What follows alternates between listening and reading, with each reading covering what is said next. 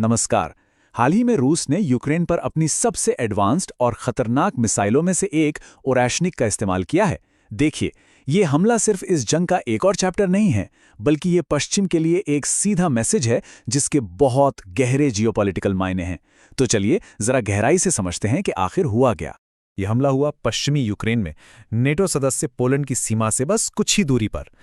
अब लोकेशन का ये चुनाव कोई इत्तेफाक नहीं हो सकता। ये एक सोचा समझा संदेश है जो इस पूरी घटना को और भी ज्यादा गंभीर बना देता है। तो आखिर ये ओरेशनिक मिसाइल है क्या भला? ये एक हाइपरसोनिक मिसाइल है।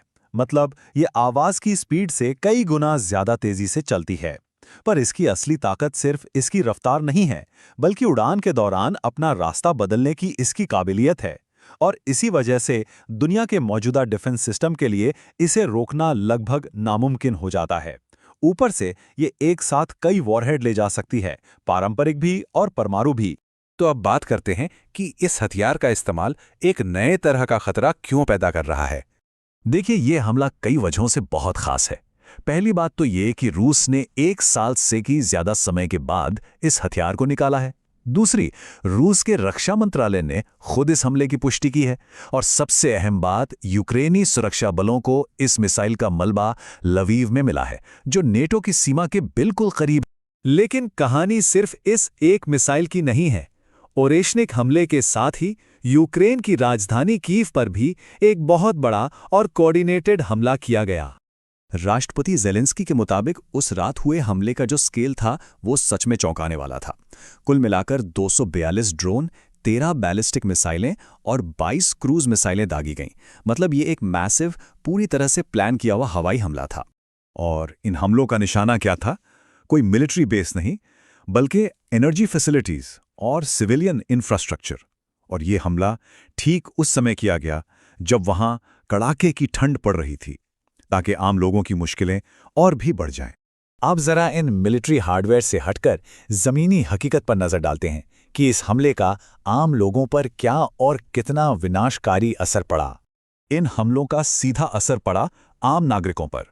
सिर्फ कीव के इलाके में ही 5 लाख लोग अचानक बिना बिजली के रहने को मजबूर हो गए। उनके घर अंधेरे में डूब गए। और ये सब तब हुआ जब बाहर का तापमान -5 डिग्री सेल्सियस था। आप सोचिए, कड़ाके की ठंड में बिना हीटिंग और बिना बिजली के रहना कितना मुश्किल होगा। इन हमलों की कीमत लोगों ने अपनी जान से चुकाई। राजधानी कीव में ही कम से कम 4 लोगों के मारे जाने की पुष्टि हुई और 24 लोग घायल हुए। ये सिर्फ आंकड़े नहीं हैं, ये वो परिवार हैं जो इस हमले में तबाह हो गए। इन आंकड़ों के पीछे का जो दर्द है, उसे कीव की रहने वाली विक्टोरिया रुडेंको के शब्दों से समझा जा सकता है। उनका अपार्टमेंट इस हमले में पूरी तरह से बर्बाद हो गया। फिर भी वो कहती हैं, हमारी जिंदगी सबसे कीमती चीज है, इसलिए हम जीना जारी रखते हैं। तो इस हमले पर अंतर्राष्ट्रीय स्तर पर क्या प्रतिक्रिया आई और इसके जियोपॉलिटिकल मायने क्या हैं? चलिए अब इसे समझते हैं। यूरोपीय संघ ने तो इसे सीधी एक चेतावनी माना है। Foreign policy chief Kaja Kallas ने साफ साफ कहा, यह सिर्फ यूक्रेन पर हमला नहीं, बल्कि यूरोप और अमेरिका के लिए एक संदेश है।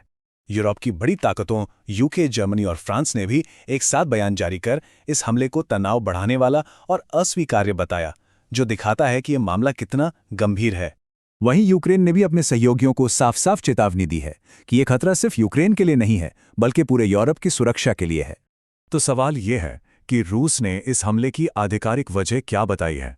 आइए उनके पक्ष को और उस पर आई प्रतिक्रियाओं को देखते हैं। रूस का कहना है कि ये हमला राष्ट्रपति पुतिन के घर पर हुए एक कथित हमले के जवाब में किया गया था। वहीं दूसरी तरफ पश्चिमी देश जैसे कि ब्रिटेन और अमेरिका ने इन दावों को पूरी तरह मनगढ़ंत करार दिया है और कहा है कि यूक्रेन का पुतिन के घर को निशाना बनाने का कोई इरादा नहीं था। अगर हम ओरेशनिक मिसाइल के इस्तेमाल का पैटर्न देखें तो ये दूसरी ही बार है जब इसका इस्तेमाल हुआ है। पहला हमला नवंबर 2024 में दनीप्रो शहर पर किया गया था और अब जनवरी 2026 में यह हमला पश्चिमी यूक्रेन में यानी नाटो की सीमा के और भी करीब किया गया है। ये पैटर्न रूस की तरफ से बढ़ते दुस्साहस और जानबूझकर तनाव बढ़ाने की रणनीति की तरफ इशारा करता है। तो अब सबसे बड़ा सवाल यही है कि आगे क्या होगा।